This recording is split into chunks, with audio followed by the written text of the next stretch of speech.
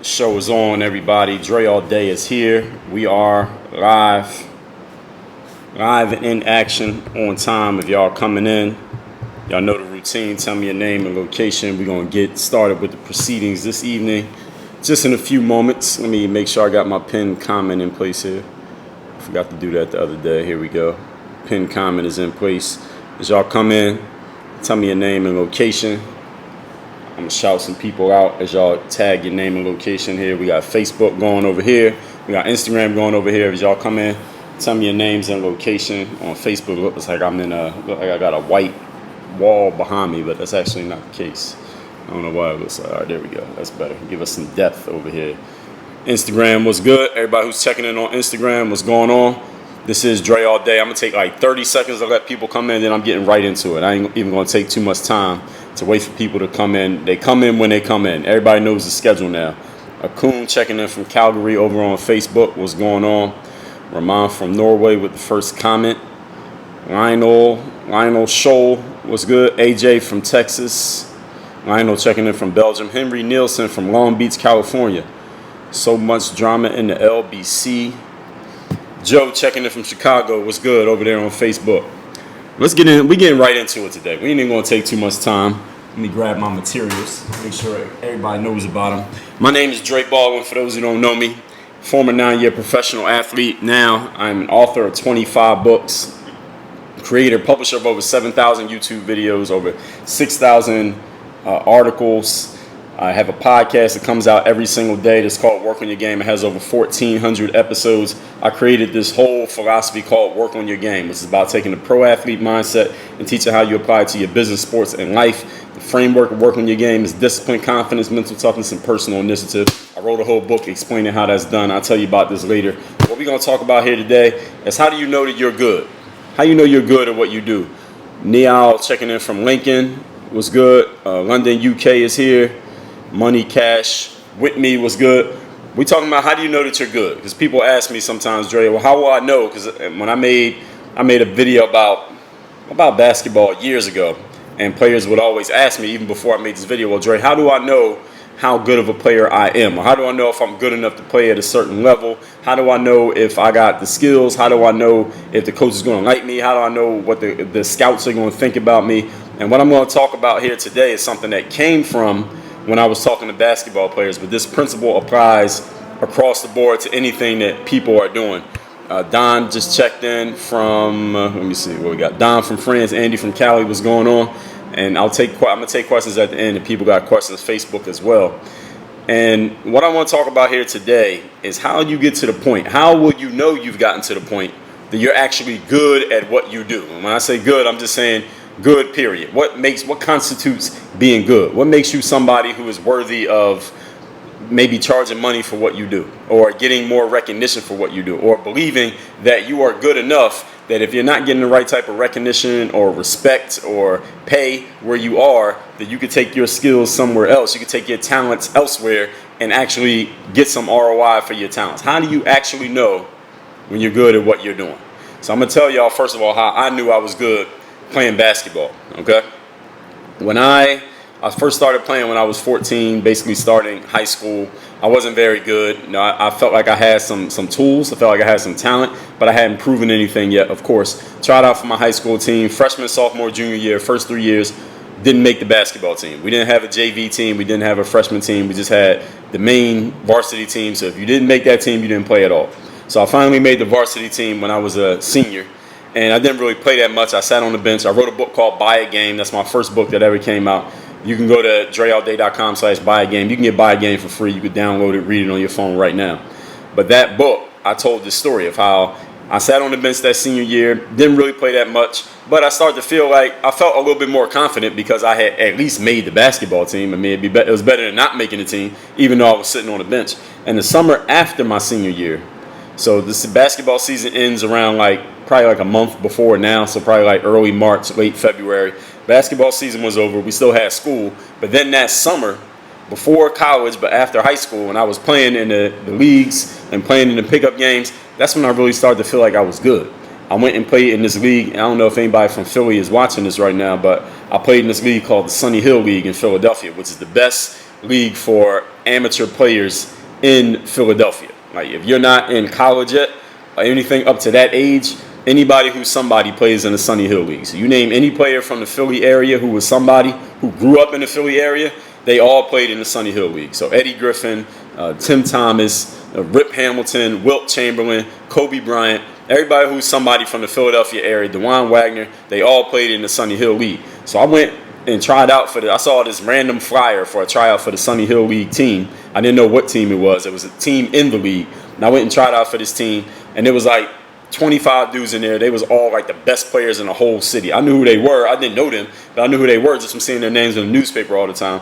And I was practicing with these guys. I ended up on the team, and I was not one of the best players on the team. I was a bench warmer on that team because these dudes was just better than me. But I was holding my own. I was actually holding my own in practices. I had some times where I messed up, but I wasn't getting embarrassed out there. I was like, yo, I can actually play. This is when I finally knew that I was good in life. And these things that I'm going to share with you here today, I'm going to give you 4 things that you need to look for to know that you're good at what you do. I don't care if you're an author, if you're a basketball player, you play hockey, you're a school teacher, you are an influencer on the internet, you repair people's cars.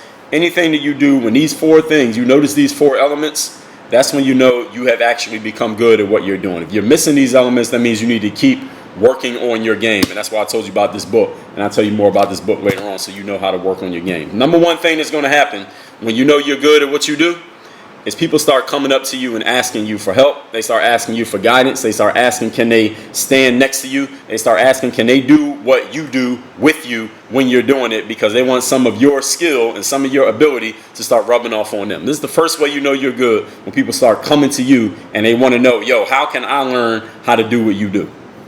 When I was playing ball, even before, well, definitely after, but even before I got to that senior year of high school, when I would be outside on the courts practicing, nobody was paying attention to me because I wasn't good yet. I hadn't proven anything yet. But then once I started to get a little bit bigger, stronger, more athletic, made my high school team, made my college team, and then I started actually I knew I was good. My confidence went up, my performance went up with it. Players would come to me and be like, yo, when the next time you come into the park? Yo, how often do you practice? Yo, where you from around here? Or not in my neighborhood, they wouldn't ask that, but anywhere I would play after that, even when I was a pro, like, yo, where you from? Did you go to school anywhere? You ever thought playing pro? When they didn't know who I was, they would ask me questions like this because they saw that I was good. When you're good at what you do, people will want to know how they can be down with whatever it is that you have going on. When you're good at writing books, people will ask you, yo, how do you write a book? How can I learn how to write a book? Do you have any materials or programs or courses about writing books? Because I want to learn how to write one. When they know that you're good, they're going to ask you how you did it.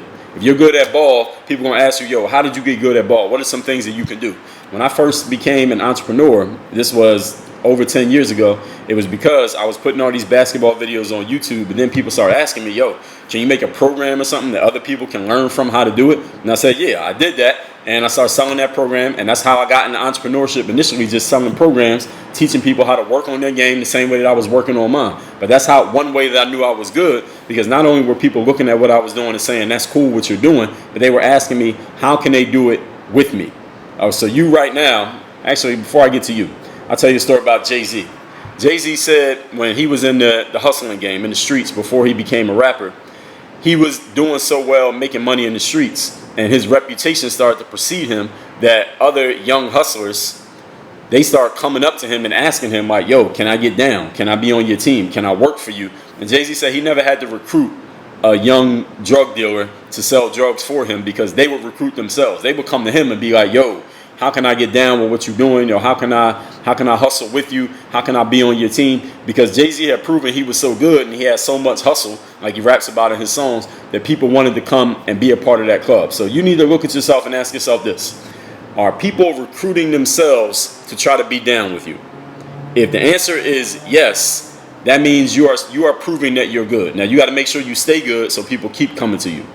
But if nobody's coming to you and recruiting themselves like, yo, I want to be down with you. Whatever you're doing, I want to be a part of it. Yo, I want to be a part of your team. Yo, how can I learn from you? How can I work with you? How can I be mentored by you? Can I buy something that you're selling? If you don't have people coming to you asking you that question, it doesn't mean that all is lost and that you're a bum and you'll never be great. What it means is you need to keep putting your work in. You need to make sure people keep seeing what you're doing. If you don't notice people coming to you and wanting to be around you, that's because you haven't demonstrated enough of your skill. Point number 2. How do you know that you're good? So the first way is people are coming up to you and asking, can they be down? The second way is when you see people copying and mimicking your style, trying to do things the way that you do them because they see that your way works. So now they're trying to copy your way and get as much of it for their own, use as much of your game for their game as they possibly can.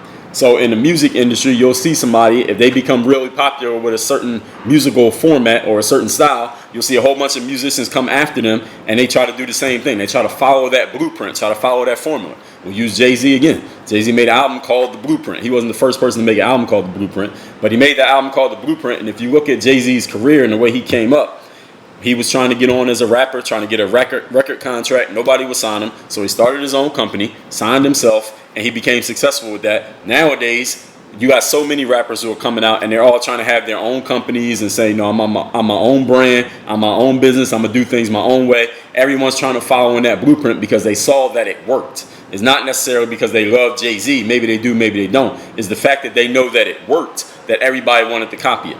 Look at somebody like LeBron James. I mean, up until LeBron James did the Decision, that TV show that ill-advised TV show, but the move was not ill-advised. He ended up going to Miami, well, here in Miami, joined the Miami Heat, won a couple of championships, went to the finals 4 years straight. Before he had done that, it wasn't normal for players to just bounce from team to team every year whenever they felt like it. They ain't like a situation with a team. Leave that team, go to somebody else. Leave that team, go to somebody else. Nobody was doing that before LeBron did the Decision on TV. Went to Miami for 4 years, but then he came back to Cleveland. And even though he stayed in Cleveland for 4 years, some of y'all noticed, every year he was basically on a 1-year contract. So he basically held Cleveland over the barrel every year and said, y'all got to do what I want y'all to do or I'm going to leave. He didn't say that out loud, but he had the threat of it because he had a 1-year contract. So he had the power. He put the power in his own hands. And nowadays, you go on the internet or listen to any media about the NBA, what do you hear? Player empowerment. LeBron James started player empowerment, and now every player is trying to do it, right? Every player is like, well, I want to do what's best for me. I'm thinking about my career. I'm thinking about what matters most for me. I don't have to show loyalty to the team. The team got to show loyalty to me. LeBron started that, and now everybody's copying it because he showed that you could actually make it work. Now, a lot of the players who are trying to follow in LeBron's footsteps ain't LeBron James. They ain't got his skill set, but they're still trying to copy what he does. The same way people try to copy Jay-Z, even though they can't rap like Jay-Z and they might not have their business straight like Jay-Z, they're still trying to do what they saw him do because they saw that it worked. It used to be back in the day in basketball, for example, if a player got traded and the player didn't want to get traded, but they got traded because that's the game, that's the way it is, you're on a contract, they can trade you, a player would say something like, well, it's a business, and this is the type of thing that can happen in business. I didn't want to get traded, or they wouldn't even say they didn't want to get traded. They would just say, I wasn't expecting it, and I was thinking I was going to stay at this place my whole career, but they traded me. It's a business. This is what we got to do. That's what players used to say. But then when LeBron brought in this whole player empowerment movement, now what happens when a player gets traded? Now they complain. They complain in bits to their Instagram account that they got traded as if the team stabbed them in the back because they traded them. Well, listen, getting traded is still a business the same way it was 20 years ago. It's still a business. The only thing that's changed is the conversation around it because one guy did it. He showed that he can make it work. He went and won the championships in Miami, won a championship in Cleveland, went to the finals all those years in a row, 8 years in a row, went to the finals, won a couple of them. He proved that you could actually make this work. So now everybody else is trying to copy it. So look at yourself and ask yourself, what standard have you set? What road have you paved where you see a whole lot of other people, now they're trying to do the same thing that you did because you proved that it worked? And I'm not even to toot my own horn, I'm not even being tongue-in-cheek with this, but when I first started putting the basketball workouts on the internet in 2006, nobody else was doing it. But nowadays, look on Instagram, look on YouTube. How many people you see posting dribbling drills and workouts and all kinds of stuff to do to work on your game and get better at basketball? How many basketball trainers do you see on the internet these days? There's a million of them. Everybody's a basketball trainer. Anybody who's ever made a shot in a pickup game can be a trainer on basketball these days because everybody thinks they know how to explain how to teach the game. And again, I'm not saying that to toot my own horn, but I paved that road. Nobody was doing it before I did it. Now everybody's doing it to the point that I don't even want to do it anymore because I don't want to be blended in with all these other people that are doing it. And it's been a while since I did it. But the point that I'm making is this. When you do something that works and you're good at it, you'll know that you're good at it and you know that it worked because everybody else is going to come behind you saying, hey, me too. Not the Me Too movement, not the hashtag Me Too, but Me Too, I do the same thing. I know how to do that too. I could do that. I want to try that. They're going to try to copy and try to mimic you. They're probably not going to be as good as you, but they're going to try. Why? Because they saw that what you did actually works. Point number 3. How do you know that you're good? Number 3 way you know you're good is when you know no matter what situation you get in, you can handle it and you're going to be able to hold yourself down and take care of that situation. So, for example, if you are, if you're a person who is a professional speaker, I don't know if any of you do any professional speaking, but I do. One of the things that I love doing when I do professional speaking, I like to take Q&A. So I give my speech that I already knew what I was going to say. I give my presentation, and I like to have some time at the end where I can take live questions and answers. And the reason why I like to do live Q&A is because it's a whole different ball game than giving a prepared speech. See, when you give a prepared speech, you can think of everything you're going to say. You can write it down if you want to. You can memorize the whole speech word for word, and that's cool, and it can be a great speech.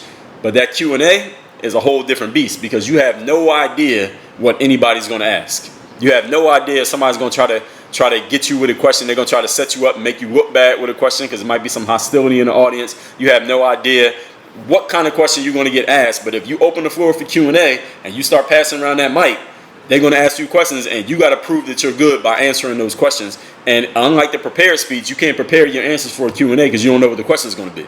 But I love doing Q&A because what I always say about Q&A is that that's when you prove how good you actually are, because you prove you can think on your feet and you can answer the questions right on the spot. And that's why when I do these live streams, y'all see I take questions every time. It don't matter what you ask me. If it's relevant to the topic, I'm going to address the question because that's my way of staying sharp. That's my way of, first of all, it helps me get better because now every question that I see, I'm like, all right, I might have never thought about that before. Or this person obviously has a misconception. They don't quite understand what I'm saying. I might make a video about it. That might be a chapter in my next book. I might do another live just on that question, or I might not. But doing a live Q&A helps you think on your feet. It keeps you sharp.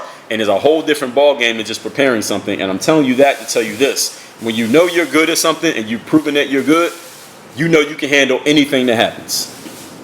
Anything that comes up, you'll know you'll be able to deal with it. I'll use another example. Floyd Mayweather. Everybody knows who Floyd is, right? Champion boxer, 50-0 record.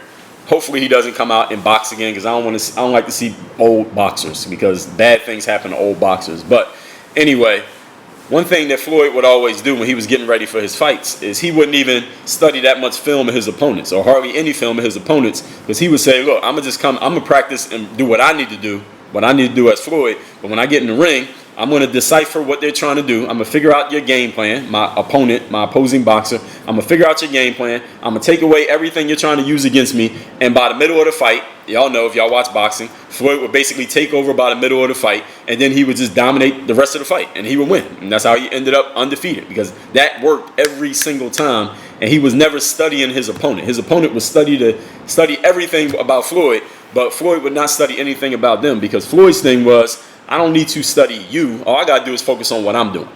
And because I know no matter what you do, opposing boxer, I'm going to be able to handle it. And it'd be one thing to say it and not prove it. There's a whole other thing when you say it and then you go out there and do it 50 times in a row and you keep defending your championship belt. So he proved it. He wasn't just talking it. He was actually proving it. So this third way that you know that you're good is when you know inside of yourself. You don't have to brag. You don't have to say it out loud like Floyd, but you know in your own mind and your soul that anything that comes up, you're going to be able to deal with it. Doesn't matter what happens, what goes wrong, what changes in plans occur, what the opponent throws at you. You're like, no matter what it is, I got it. I'm good. We're going to take care of this. People who ascend to leadership positions in life, this is how they feel about themselves on the inside. And this is why people are willing to follow them, because they exert a type of energy that lets everybody know, look, whatever happens, I got this. All right, we're going to be able to handle this. We will make it through this. We will get through to the other side. We will be successful no matter how long it takes, what we got to do. That's an energy that somebody exerts. It's not something that you have to announce in a speech. You can if you want, but it's not about what you say. It's about the way you conduct yourself. And you know you're good when you feel this way inside, no matter where you go, no matter what you do. When I was playing ball, going back to the original example that I'm giving you, that summer after my senior year of high school, I felt like you could put me on the court anywhere against anybody, and I would at least hold my own. I might not beat everybody, I might not dominate everybody, but I wasn't getting embarrassed on any court. I was not going to be looking or feeling overmatched on any court. I knew I could play with anybody. That's how I knew I was good. Because players would often ask me, Dre, how did you know when you were good? How did you know how much work you had to put in, or how many hours you had to practice, or how many drills you had to do before you knew you were good? You knew by these things that I'm saying here. It wasn't about a certain number of hours or counting the drills or all that. It was about just an energy that you had within yourself. It was a confidence that came from within. Not a confidence about what you're talking about and posting about on your Instagram, but what you actually feel about yourself. Number 4 point. How do you know that you're good? Even when you mess up, it works. This is how you know you're good. Even when you don't have your best day, even when things don't go the way you expected, even when there's a change in plans, even when you could not fully execute your plan the way that you wanted to, things still work out in your favor. That's how you know you're good. Now, if you're the type of person who everything has to be perfect in order for you to make everything in the circumstance, let's say, has to be perfect for you to execute and for you to complete the mission, then you're not quite there yet. If everybody has to do exactly what you want them to do, everybody has to say exactly what you expect them to say in order for you to succeed, you're not quite at this level yet. You keep working on your game. That's why I mention this book. I'm going to tell you about this in a minute. You got to keep working on your game. But when you get to the point that even when things go completely off script, you expect everything to go this way and it goes this way, and you still win, you still succeed, that's when you know you're good. For example, I know a lot of people who are in the sales business. And damn, everybody's in the sales business in one way or another. But I'm talking about people who do direct selling, meaning they could get on the phone and make cold calls and strike up conversations and try to drum up business in their industry, whatever it is that they do. And they'll say something like, well, before I start doing more cold calls, I got to make sure I got my script and I know what I'm going to say, because this person might say this and they might say that. And I always say to them, look, nobody who you cold call is going to go according to your script, because they don't know the script. Only you know the script. And when somebody goes off script, any of you who's a salesperson, any of you ever done any type of cold calling or phone sales? If you haven't, I would suggest you do that as a job, because it will help you get better at your communication skills, thinking on your feet, and your persuasion and influence skills better than damn near anything you could experience in life is making cold calls on the phone.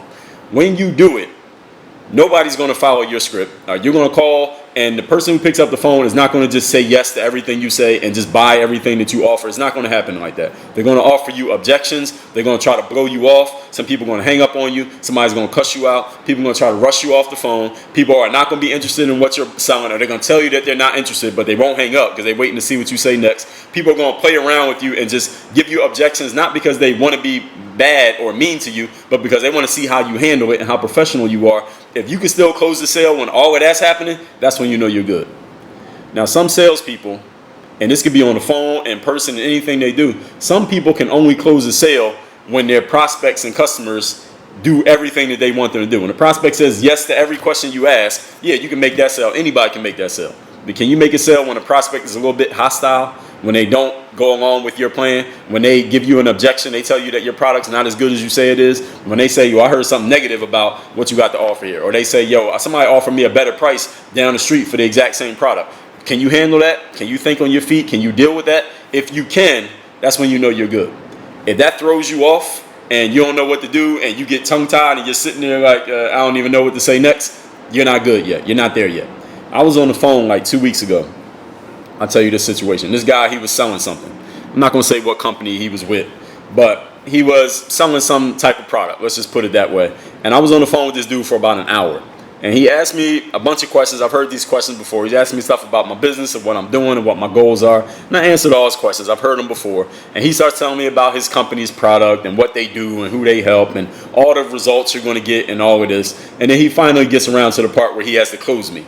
And I knew it was coming, so I'm just waiting for him to get to the part where he's going to close me. He tells me the price and all this stuff, and I offer him some objections. I didn't immediately go along with everything that he said. And as soon as I didn't go along with what he thought the script was going to, he thought the script was going to take him, I could tell that he didn't know what to do. He kind of froze up. He lost his flow. He became really stiff in the way that he was talking. He kept repeating himself over and over again because he ran out of closing material. He didn't know what else to say. He didn't know what to do when I started giving him objections, and I wasn't open to just doing what he wanted me to do. And eventually he ended up not making the sale not because I necessarily didn't want to buy. I just wanted to find out. I wanted to find out what they had going on, but his sales skills were so poor that he wasn't able to close me. I was on the fence. He could have got me to go either way. He got me to go no because he didn't have the sales skills. He didn't have the material. He ran out of bullets in his chamber because he only had like 1 or 2 closes when he really needed like 9 or 10 closes. And when he ran out of closes, the game was over. And he ended up missing that sale simply because he didn't have the material yet. He was not good enough yet. The sad ending to that is I don't know this dude. I haven't spoken to him since. Hopefully when he got off that call, he went to his supervisor and said, yo, Mr. Supervisor, I need some help with getting more sales skills and more closes so that doesn't happen to me again. But I don't know. I can't say. I'm not going to make a guess here, but I hope he didn't go to his boss and say, look, the reason I didn't close that sale is because the dude was indecisive or he didn't want to buy or he didn't have the money or an excuse. Because see, if you blame the prospect for you missing a sale, well, you're going to keep missing sales because it's always somebody else's fault. But if you blame yourself, what are you going to do? You're going to work on your game so that doesn't happen again. But if you blame somebody else, you ain't got no reason to work on your game because you don't think there's anything wrong with you. But if you think it's your fault, then you can do something about it. So these 4 reasons that I just gave y'all, I'm going to recap. If anybody got a question on this topic today, go ahead and post it in the comments. I saw some comments come through, so I'm going to address those if I got any that are relevant to today's topic. Let me tell y'all again the 4 ways that you know you are good at what you do. Number 1, people are coming to you. If they're not coming to you asking to be down with you, to work with you, to be a part of what you got going on, if you're posting content on the internet all the time and people aren't coming to you saying, yo, what do you have that I can buy? That means you're not good enough yet. You need to keep delivering value, keep getting better, keep working on your game. Number 2, you're being copied and mimicked. When other people are copying what you're doing and trying to make cheap imitations of what you have going on, that's how you know what you're doing is working, when other people are trying to be like you. If you don't have other people trying to copy and mimic what you're doing, it's because you're not good enough yet. Keep working on your game. Number 3, you know you can handle anything. This is a confidence that comes from within. It's not about you talking about it and bragging. It's just you knowing anything that comes up, you will be able to handle it. It's just an inner confidence that radiates outward and makes other people want to follow you because they can feel your confidence. And number 4, even when you mess up, everything works. Even when things go off script, you can handle it. Even when you thought things were going to go right, but they went left, and you still handle it and you still produce a result, that's when you know you're good. If you don't have these 4 things happening to you, what you need to do is work on your game so that you can get to this level. Everybody got that? Now, before I get to the questions, I am going to get to addressing whatever questions or comments we got here. I'm going to give you these 2 commercials. The Mirror Motivation. This is the book you should start with. Somebody asked me, Dre, which one of your books should I read first? This one right here. The Self-Guide to Self-Discipline. Get this book so you can get the self-guide to self-discipline, which means you will start being the person who you truly want and need to be, which means you will start doing the things that you truly want and need to do, which means you will get the results and start living the life that you actually want to live, not the life you think you're supposed to live, but the life you actually want to live. Get this at mirrorofmotivation.com. And oh yeah, this book is free. All you got to do is take care of the shipping. I'll ship this book to you worldwide, anywhere you live. Mirror of Motivation. See that? Mirrorofmotivation.com. Take out the V. Mirrorofmotivation.com. Get this book free. Just tell me where to send it. This one right here is for anybody who wants to play professional basketball overseas. It's called the Overseas Basketball Blueprint. 237 pages, everything you need to know. I came from a D3 school where I walked on, hustled my way into a 9-year pro basketball career. How did I do it? Where did I go? What's the information I had? What should you do? I answer all those questions and 100 more questions in this book right here. This book is also free. All you got to do is take care of the shipping. I will ship this worldwide. Doesn't matter where you live. We just ship several books to Canada. We shipped one to Lithuania just this week. I'll ship these, of course, anywhere in the United States. This is balloverseas.com. You want to play basketball overseas, go to balloverseas.com. Get the Overseas Basketball Blueprint so you can live out your dreams and actually fulfill your potential and play professional sports, travel the world, and get paid for it. There's a better job than that. I don't know what is. Now, all that being said, let me address any questions that we got going on in the comment section. I appreciate everybody who is stuck with the stream. Hopefully y'all got some value out of this. I know you got value out of it, but hopefully you got some value that you're going to implement, because I know what I said was value, but are you going to actually use it? That's the question that I can't answer. You're going to have to answer that yourself, not with your words, but with your actions. So we're looking through the comments to see what's good. Michael Podzervinsky. I know I didn't pronounce your last name right, but I appreciate you.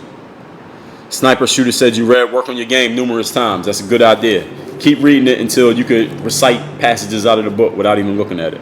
Keep reading it. You're going to notice something new every time you read it. Henry said, the first tip there was exactly what I needed to hear. Exactly. I made it for you, Henry, so perfect timing. Candy T56 was good. Sniper said, you started the basketball workouts training, Joe. Yes, that's a fact. Michael said, I work so fucking hard to be like you. Well, take some elements from me. Don't try to be like me. Be you. Take what you could use from me and use it for your own purposes. Joe Joyce over on Facebook asked me, do I have any audios? Is that a serious question? Of course I got audios, Joe. First of all, go to workonyourgameu.com. That's the link in the description to this stream that you're watching on Facebook, Joe. Workonyourgameu.com. I have a daily masterclass called Work on Your Game. Some people call it a podcast, but I call it a masterclass because the podcast would be devaluing what I do. Work on Your Game I give you your first 2 weeks free. You get access to that masterclass. It comes out every day. And oh yeah, Joe, I got 1,400 episodes of that masterclass. If you like what you just heard, where I was mostly going off the top, imagine if I got a chance to script and think out what I'm going to say, and I do it 1,400 days in a row. That's not a dream. That's not a fantasy. That's reality. Go to workonyourgameu.com. It's there. You get your first 2 weeks free. It's on me. Just so you can test it out and make sure that I'm as good as I tell you I am. Let's see. Forgot anything else? Seagore G1. No, it's not poor guy. It's just the business world. This is what happens in business. Sometimes you miss a sale. You just got to work on your skills so you don't miss the next sale. That's the whole game. All right, that's why it's called work on your game. It's all a game. Sometimes you miss shots. There's nothing wrong with missing a shot. Just figure out why you missed the shot and get better so that you make the next shot. That's the whole thing. Niao Nakvi. No, I didn't pronounce that right. He says, can you be good at your game even if you are at a disadvantage? I don't understand what you mean. But can you be good at your game? All you got to do is follow what I just told you for the last 30 minutes. Seagore said, any new steps for you looking forward into other career you're going into, and how old are you? I'm 38 years old. You didn't know that? Go to dreallday.com and read the FAQ, read my about page. You can find out anything about me. So if you just go there, you can find out everything you need to know about me. So you might not know that much if you're asking that question. But that's at dreallday.com. That's my main webpage. Coon asking about jumping higher. Hoophandbook.com. Anything basketball skill related is hoophandbook.com. Terrell says, how do you gain that inner confidence that you know you can handle anything? Well, the first thing you could do is get this book, The Mirror Motivation, which is a self-guide to self-discipline, because discipline creates confidence. So this is the first step, is the discipline. The next step is the confidence. The ground floor, you got to have the discipline. And when you get this book, there's a little checkbox on the form where you put your address and all that in, where you can get the full Bulletproof Bundle. And in the Bulletproof Bundle, there are 3 other books. One of them is called the Super You.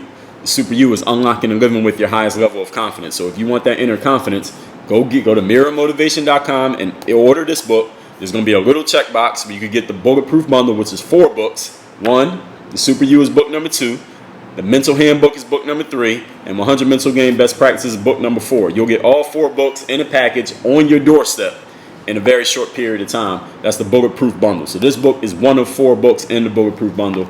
That's how you get that confidence, to answer your question. Trainer TG says, you started the YouTube basketball training. Yes, that's a fact. Now everybody else is doing it. You don't want to blend in. Exactly.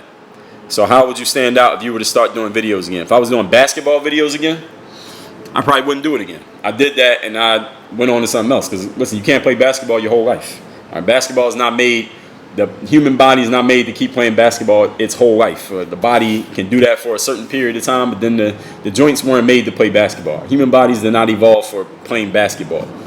They was made for hunting and gathering, not jumping and shooting and dribbling. So that's why you can play it for a certain amount of time, then you move on. I moved on in 2015. So I got other things going on. Now I'm writing books, so that's what I do now. Now I do these live streams. TKZ says, hypothetically speaking, if you were offered a contract to play in the EuroLeague after the coronavirus, would you accept it? Why or why not? If it was a big enough bag, I'd accept it, and I'd just collect the bag, and I'd leverage that money and invest it into my business. I would do it just for that. And then I make videos about that.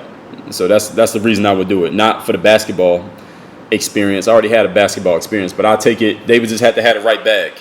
So that contract got to be right. So hypothetically speaking, yes. but they got to have the right bag. The bag ain't right, then I'm turning it down. Emander OY says, I used to copy an athlete back and people gave me his name as my nickname. Should I feel mad? Well, I can't tell you how to feel. I mean, you got to decide how to feel. I can't answer that.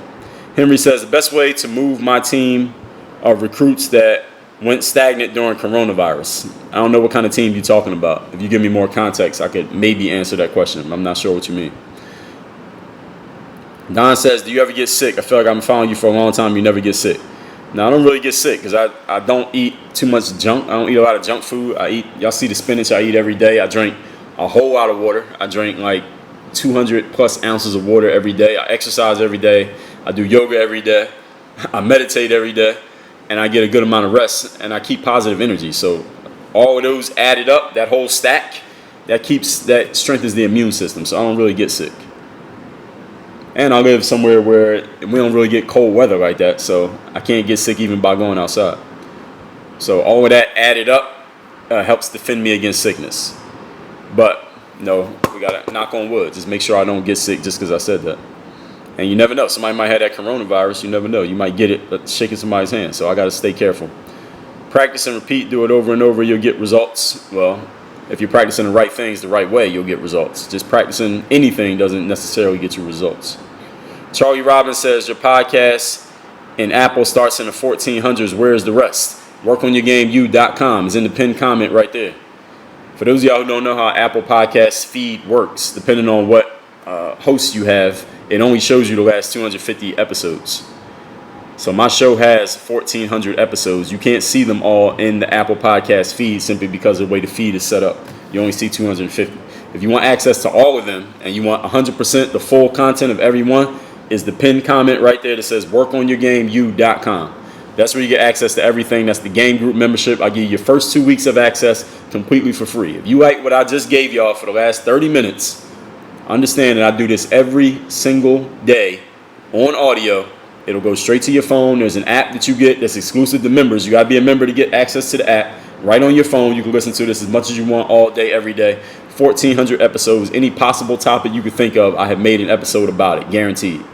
That's at WorkOnYourGameU.com. Your first 2 weeks are free on me. Of course, I'm ready for the next live session. Good. Tomorrow. Question is, do I get a refund on an overseas book if I don't get satisfied? If you're planning on not being satisfied, don't even get the book. Don't waste my time.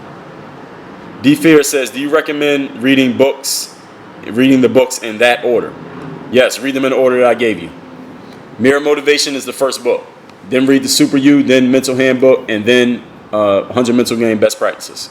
But if you read them in a different order, it wouldn't hurt you. GTK said, do you go straight to the door, delivered in the mailbox? I don't even know what that means. What's good? ARB14 says, hard for me to meditate because my mind's thinking about something. Well, that's the purpose. Meditate, you'll get better at it. T said, do you believe there are players that are in the NBA that are not better than... I don't understand that question. But that's unrelated to the topic, so we're not even getting into that. You had a good discipline regime because of me. Well, that's what's up. Anybody asking about the Mirror Motivation right here, mirrormotivation.com. Overseas Basketball Blueprint, balloverseas.com. You want to play basketball overseas, there is no other book that tells you how to do it. Someone's asking me something about, do you get a refund if you're not satisfied? Listen, if you're even thinking about that, don't even get it. All right, don't waste my time, don't waste your time. All right, we ain't got time for the BS. Everybody, tomorrow I will be going live again. Facebook.com/workonyourgame is where I will be again tomorrow. Everybody, Candy T, I appreciate that. Get yourself an extra copies. I got 25 books, Candy T. So start with these, read these, then you get the next ones. I'll tell you where to go next. Everybody have a great night. Keep your hands clean. Don't touch your eyes, nose, or mouth without washing your hands. And exercise. Work on your game. Dre all day.